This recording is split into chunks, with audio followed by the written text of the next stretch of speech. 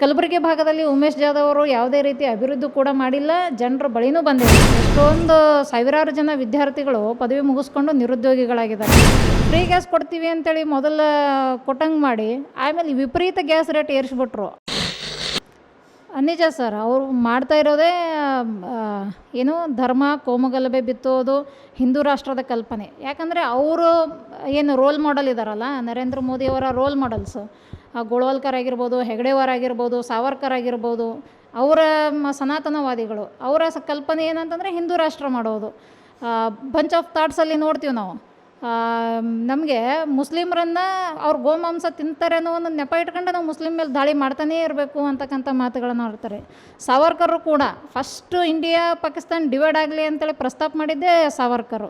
ಹಾಗಾಗಿ ದೇಶ ಹೊಡಿತಕ್ಕಂಥ ಕೆಲಸ ಅವರ ಸನಾತನವಾದಿ ಹಿರಿಯರೆಲ್ಲ ಮಾಡ್ಕೊಂಡು ಬಂದಿದ್ದಾರೆ.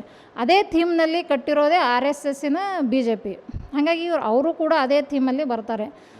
ಜನರನ್ನು ಕೋಮುಗಲಭೆ ಎಬ್ಬಿಸಿ ಅವರು ಯಾವುದೇ ರೀತಿಯ ಮೂಲಭೂತ ಸೌಕರ್ಯಗಳಿಗೆ ಪ್ರಶ್ನೆ ಮಾಡಬಾರ್ದು, ತಮಗೆ ಬೇಕಾದಂಥ ಯೋಜನೆಗಳನ್ನು ಪ್ರಶ್ನೆ ಮಾಡಬಾರ್ದು.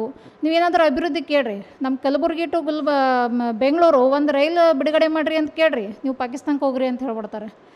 ನಮಗೆ ಒಂದು ಮಕ್ಕಳಿಗೆ ಓದೋಕ್ಕೆ ಸ್ಕಾಲರ್ಶಿಪ್ ಯಾಕೆ ನೀವು ಕೊಡ್ತಾ ಇಲ್ಲ, ಸ್ಕಾಲರ್ಶಿಪ್ ಕೊಡ್ರಿ ಅಂತ ಹೇಳ್ರಿ, ಅಯ್ಯೋ ನಮ್ಮಲ್ಲಿ ಇಷ್ಟಾದರೂ ಸಿಗ್ತಾ ಇದೆ, ಪಾಕಿಸ್ತಾನದಲ್ಲಿ ಏನೂ ಇಲ್ಲ ಅಂದ್ಬಿಡ್ತಾರೆ. ಅಂದರೆ ನಾವು ಏನೇ ಒಂದು ಪ್ರಶ್ನೆ ಮಾಡಿದ್ರೂ ಕೂಡ ಹಿಂದೂ ಮುಸ್ಲಿಂ ಸಂಘರ್ಷಕ್ಕೆ ತೊಗೊಂಡೋಗಿಡ್ತಾರೆ, ಜನ ಕೋಮುದ್ವೇಷಕ್ಕೆ ತೊಗೊಂಡೋಗಿಡ್ತಾರೆ. ಮೂಲ ಅವ್ರದ್ದು ಉದ್ದೇಶನೇ ಅದೇ.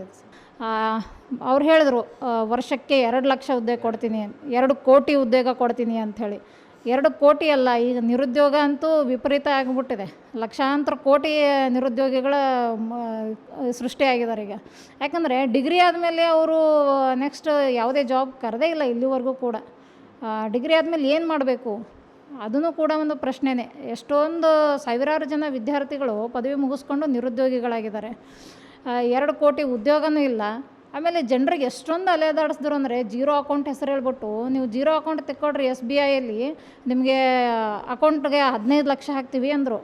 ಯಾವುದೇ ರೀತಿ 15 ಲಕ್ಷನೂ ಇಲ್ಲ, 15 ರೂಪಾಯಿನೂ ಇಲ್ಲ. ನಾವು ಜನರ ಹತ್ರ ಹೋಗಿ ಮಾತಾಡ್ತಾ ಇರ್ತೀವಿ, ನಿಮಗೆ ಇನ್ನು ಮೇಲಾದರೂ ಮೋದಿಯವರು ಗ್ಯಾರಂಟಿ ಕೊಟ್ಟರೆ ನೀವು ಓಟ್ ಹಾಕ್ತೀರಾ ಅಂತ ನಾವು ಜನರಿಗೆ ಪ್ರಶ್ನೆ ಮಾಡಿದಾಗ, ನಾವು ಯಾವುದೇ ಗ್ಯಾರಂಟಿಗಳ ಮೇಲೆ ಭರವಸೆನೇ ಇಲ್ಲ ಅಂದ್ಬಿಟ್ರು. ಯಾಕಂದರೆ ಈಗ ಆಲ್ರೆಡಿ ನಮ್ಗೆ 2,000 ರೂಪಾಯಿ ಸಿಗ್ತಾಯಿದೆ, ಬಸ್ಸಲ್ಲಿ ಓಡಾಡ್ತಾ ಇದ್ದೀವಿ, ಆಮೇಲೆ ರೇಷನ್ ಸಿಗ್ತಾಯಿದೆ. ಇಂಥ ಜಾರಿ ಆಗಬೇಕಾಗಿರ್ತಕ್ಕಂಥ ಯೋಜನೆಗಳು ಭರವಸೆ ಮೂಡಿಸ್ತದೆ. ಮೊದಲು ಕೂಡ ಸಿದ್ದರಾಮಯ್ಯವರು ನುಡಿದಂತೆ ನಡೆದಿದ್ರು. ಹಾಗಾಗಿ ಅವರ ಗ್ಯಾರಂಟಿಗಳ ಮೇಲೆ ನಮಗೆ ಭರವಸೆ ಇದೆ, ಮೋದಿ ಕೊಡುವ ಗ್ಯಾರಂಟಿ ಮೇಲೆ ಭರವಸೆ ಇಲ್ಲ. ಯಾಕಂದರೆ ಅವರು ಇತ್ತೀಚೆಗೆ ಒಂದು ಗ್ಯಾರಂಟಿ ಕೊಟ್ಟಿದ್ದರು, ಫ್ರೀ ಗ್ಯಾಸ್ ಕೊಡ್ತೀವಿ ಅಂಥೇಳಿ. ಫ್ರೀ ಗ್ಯಾಸ್ ಕೊಡ್ತೀವಿ ಅಂತೇಳಿ ಮೊದಲ ಕೊಟ್ಟಂಗೆ ಮಾಡಿ ಆಮೇಲೆ ವಿಪರೀತ ಗ್ಯಾಸ್ ರೇಟ್ ಏರಿಸ್ಬಿಟ್ರು. ಜನ ಗ್ಯಾಸನ್ನು ಮೂಲೆಯಲ್ಲಿ ಇಟ್ಬಿಟ್ಟು ಮತ್ತೆ ಸೌದೆಗೆ ಹೋಗ್ಬಿಟ್ರು. ಹಾಗಾಗಿ ಈ ಸುಳ್ಳು ಭರವಸೆಗಳು ಜನರಿಗೆ ಗೊತ್ತಾಗ್ತಾ ಇದೆ ಸರ್. ಇತ್ತೀಚೆಗೆ ಜನರು ಈ ಸಲ ಮೋಸ ಹೋಗಲ್ಲ ಅಂತಕ್ಕಂಥ ಒಂದು ಭರವಸೆಯಲ್ಲಿದ್ದಾರೆ. ಈಗ ಜನ ಬದಲಾವಣೆ ಬಯಸ್ತಾ ಇದ್ದಾರೆ.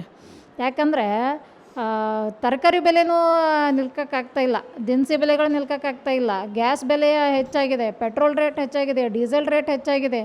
ಇಷ್ಟೊಂದು ವಿಪರೀತವಾಗಿ ಬೆಲೆ ಏರಿಕೆ ಮಾಡ್ತಕ್ಕಂಥ ಸಂದರ್ಭದಲ್ಲಿ ಅಟ್ಲೀಸ್ಟ್ ನಮ್ಮ ಟ್ಯಾಕ್ಸ್ ಆದರೂ ನಮಗೆ ಕೊಡ್ರಪ್ಪ, ನಮ್ಮ ಅಭಿವೃದ್ಧಿಗಾದರೂ ಕೊಡ್ರಿ ಅಂತಂದ್ರೆ ಅದನ್ನೂ ಕೊಡ್ತಾ ಇಲ್ಲ. ಅಂದರೆ ಜನರಿಗೆ ಗೊತ್ತಾಗ್ತಾಯಿದೆ ಕರ್ನಾಟಕಕ್ಕೆ ಎಷ್ಟು ಅನ್ಯಾಯ ಮಾಡ್ತಾಯಿದ್ದಾರೆ ಅಂಥೇಳಿ ಜನ ನೋಡ್ತಾ ಇದ್ದಾರೆ. ಹಾಗಾಗಿ ಈ ಕಲಬುರಗಿ ಭಾಗದಲ್ಲಿ ಉಮೇಶ್ ಜಾಧವ್ ಅವರು ಯಾವುದೇ ರೀತಿ ಅಭಿವೃದ್ಧಿ ಕೂಡ ಮಾಡಿಲ್ಲ, ಜನರ ಬಳಿನೂ ಬಂದಿಲ್ಲ. ಹಾಗಾಗಿ ನಾವು ಮತ್ತೆ ಪುನಃ ಅವರನ್ನು ಅಧಿಕಾರಕ್ಕೆ ತರಬೇಕು. ಅಭಿವೃದ್ಧಿ ಕೆಲಸಗಳನ್ನು ಮಲ್ಲಿಕಾರ್ಜುನ್ ಖರ್ಗೆ ಅವರು ಪುನಃ ಆಯ್ಕೆ ಆಗಬೇಕು. ಪುನಃ ಅಭಿವೃದ್ಧಿಯನ್ನು ಕಲಬುರಗಿಯಲ್ಲಿ ಪ್ರಾರಂಭಿಸಬೇಕು ಅಂತಕ್ಕಂಥದ್ದು ಜನರ ಮನಸ್ಥಿತಿಯಲ್ಲಿ ಬಂದಿದೆ.